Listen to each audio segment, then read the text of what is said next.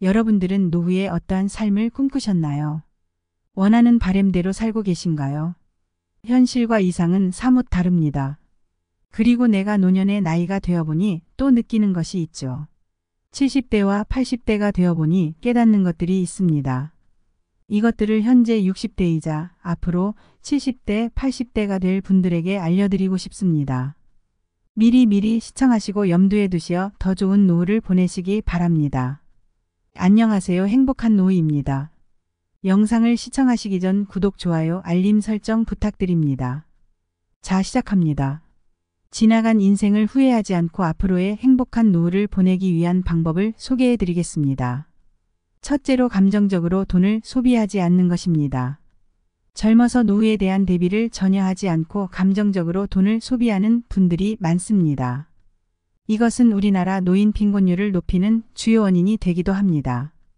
여기서 말하는 감정적으로 돈을 소비한다는 것은 예를 들어 나이 든 자신을 위해 스스로를 돌보기보다는 젊은 자식들을 걱정하며 이것저것 지원해 주거나 성인이 된 아이들을 안쓰럽게 여겨 기죽지 말라는 의미로 자식들의 결혼 비용, 사업 자금 등을 지원해 주는 것입니다.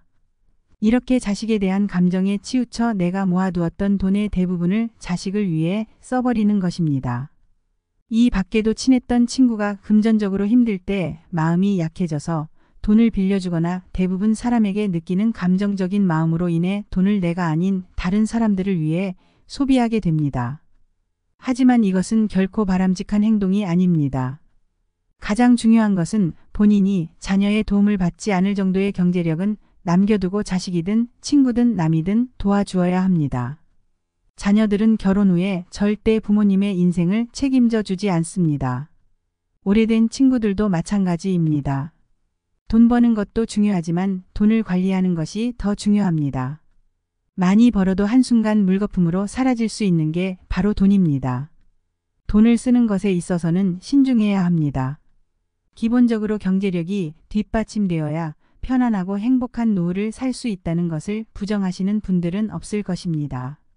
경제력이 뒷받침되어야 나 자신에게도 떳떳함이 생기는 것입니다. 특히나 일생 동안 쓰는 의료비의 50%는 생애 마지막 10년에 주로 발생하게 된다고 합니다. 그러나 많은 분들이 이전에 모든 돈을 대부분 자식들을 도와주는데 쓰거나 생각 없이 한 소비들로 돈을 모으지 못합니다. 이렇게 되면 아파도 병원에 가지 못하는 최악의 상황이 생길 수 있는 것입니다. 대부분 이런 것들은 다 미래의 일이라고 생각해 잘 대비하지 않습니다. 당장 지금만 생각해서 돈을 사용하는 사람들이 많습니다. 그 무엇보다 제일 중요한 것은 자기 자신입니다. 나부터 행복하고 나부터 돌볼 줄 알아야 나중에 나에게 힘든 일이 생기지 않습니다. 이런 상황을 만들지 않으려면 우리는 우리의 돈을 잘 관리해야 합니다. 일단 감정적으로 소비하지 않는 것이 첫 번째입니다. 그 다음은 경제 공부를 미리미리 해 두시면 좋습니다. 많은 분들이 일을 다닐 때는 수입이 고정적으로 들어오기 때문에 그래도 먹고 사는데 지장이 없을 것이지만 문제는 은퇴 후입니다. 아무리 대기업에 다녔어도 은퇴 후에 힘들게 사시는 분들이 많이 있습니다. 대기업 다닐 때 들어오는 수입에 맞는 생활을 하다가 은퇴 후 수입이 크게 떨어집니다. 이때는 집에서 먹고 자는 것을 다 하기 때문에 생활하는데 들어가는 돈이 오히려 더 많아질 수 있습니다. 그렇기 때문에 미리미리 금융에 대한 공부를 병행함으로써 은퇴를 하더라도 경제적으로 무너지지 않게 만드는 것이 중요합니다.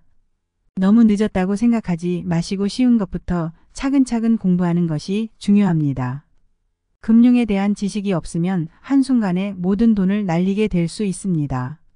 그러니 공부가 꼭 필요합니다. 내 돈은 내가 지켜야 합니다. 이것이 가능하려면 내가 스스로 공부하려는 자세가 필요합니다. 두 번째는 배우자에게 잘해야 한다는 것입니다. 이러한 조언은 남성분들 뿐만 아니라 남녀 모두 우리 모두가 귀담아 들어야 한다고 생각합니다. 이 세상에서 제일 소중한 사람은 배우자입니다. 인생 끝무렵에선 더욱더 그렇습니다. 왜냐하면 내 곁에서 가장 오랫동안 있어줄 사람이 배우자이기 때문입니다. 그걸 깨닫지 못하고 여전히 권위주의적이고 퉁명스럽고 무뚝뚝하게 배우자를 무시하는 사람들은 인생을 되돌아보세요. 그리고 그렇게 살아온 내 미래가 어떤 모습일지 진지하게 생각해 보시길 바랍니다. 지금부터라도 반성하고 조금씩이라도 나아지면 됩니다. 남들도 다 그렇게 사는 거 아니냐 하시는 분들도 있으실 텐데요. 전혀 아닙니다. 배우자의 소중함을 깨닫고 사소한 것도 진심으로 감사해야 합니다. 나이 들어서도 여전히 친구처럼 연인처럼 알콩달콩 사는 사람들이 많이 있습니다. 배우자에게 잘하게 되면 자신은 더 대우받고 서로 떠받들어주며 말년까지 오래 행복하게 살아갈 수 있게 됩니다. 그래서 배우자를 소중하게 여기며 사는 것은 결국 자신을 위하는 길이기도 합니다. 더 늦기 전에 배우자의 웃음소리로 가득한 가정을 만들어 보시길 바랍니다. 나이를 떠나 취미를 함께 나눌 수 있는 최고의 친구는 바로 배우자가 되어야 합니다. 속마음을 털어놓을 수 있는 친구가 있다면 외롭지 않을 뿐더러 살면서 겪게 되는 스트레스도 함께 이겨낼 수 있을 것입니다. 배우자를 제일 친한 친구로 만들면 무슨 말을 털어놔도 집 밖으로 새어 나갈 일이 없고 나의 좋은 점과 나쁜 점 모든 것을 알고 있으니 공감도 이해도 더 쉽게 이루어질 수 있을 것입니다. 나이 먹으면 자식도 친구도 부모도 다 필요 없고 오롯이 배우자만이 남게 됩니다. 그러니 잘 지내세요. 그것이 행복하게 늙어가는 지름길입니다. 세 번째는 여행을 떠나는 것입니다. 여행이 우리의 삶에 가져다주는 기쁨은 남은 노후를 보내는데 큰 도움을 줍니다. 여행이라고 먼 곳에 떠나야만 하는 것은 아닙니다. 새로운 장소에 가보는 것 자체만으로도 여행이 될 수 있습니다. 아무 곳이나 주변 경치 좋은 곳에 돗자리 깔고 음악을 틀어놓고 흘러가는 구름을 보는 것만으로도 좋은 여행이 될 수 있는 것입니다. 아직 우리가 알지 못하는 세상은 너무나 많습니다. 그것을 다 보고 즐길 수는 없겠지만 세상의 좋은 것들을 최대한 즐길 수 있다면 그것은 인생을 살아감에 있어 나에게 생동감을 주는 경험이 될 것입니다. 여행은 사실 계획하는 그 자체만으로도 우리에게 설렘을 줍니다. 여행을 떠올리는 것 자체로 행복감을 느낀다는 분들이 많습니다. 여행지에 대해서 알아보면서 가볼 만한 곳 맛있는 음식을 경험할 수 있는 것들에 대해 고민하는 그 자체가 즐거움이 되고 삶의 활력을 불어넣어 줄 수 있다고 합니다. 이렇게 가끔은 일상에서 탈출해서 새로운 곳에 갈 계획을 짜고 직접 실행으로 옮기게 된다면 이것은 뇌에도 아주 긍정적인 효과를 줄 수 있습니다. 보통 나이가 들면 뇌가 굳어진다고 생각하지만 사실은 나이 때문에 뇌가 굳어지는 것이 아니라 같은 경험을 반복하기만 할 뿐 새로운 경험을 하지 않아서 뇌가 굳어진다고 합니다. 또한 여행을 하다 보면 새로운 사람들과 소통할 수 있습니다. 그들과 깊은 관계를 유지하라는 말이 아닙니다. 그저 새로운 장소에서 새로운 사람과 이야기를 나누는 것만으로도 나에게 좋은 경험이 될 수 있습니다. 코로나 이후로 갑자기 여행률이 확 올라갔습니다. 그동안 가고 싶었던 곳이 있었다면 제일 가까운 곳을 골라 여행을 떠나보는 것도 좋습니다. 이렇게 여행을 다니면 머리도 쓰고 몸도 움직일 수 있어 건강에도 큰 도움이 됩니다. 여행을 계획했다가도 막상 떠나기 전에는 잘 다녀올 수 있을까 하는 걱정이 들기 마련입니다.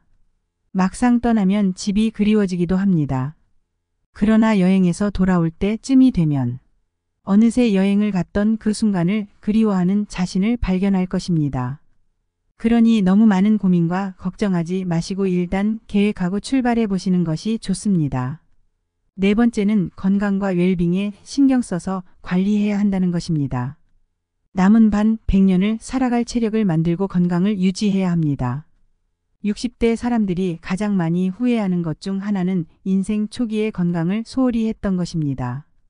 앞으로 인간의 평균은 점차 늘어날 전망입니다.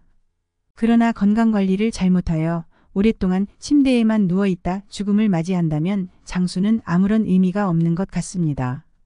그저 의료기계로 둘러싸여 죽길 기다리는 비참한 노후를 맞이하게 되겠지요. 누구나 오래 살기를 꿈꿉니다. 하지만 오래 산다고 다 행복할까요?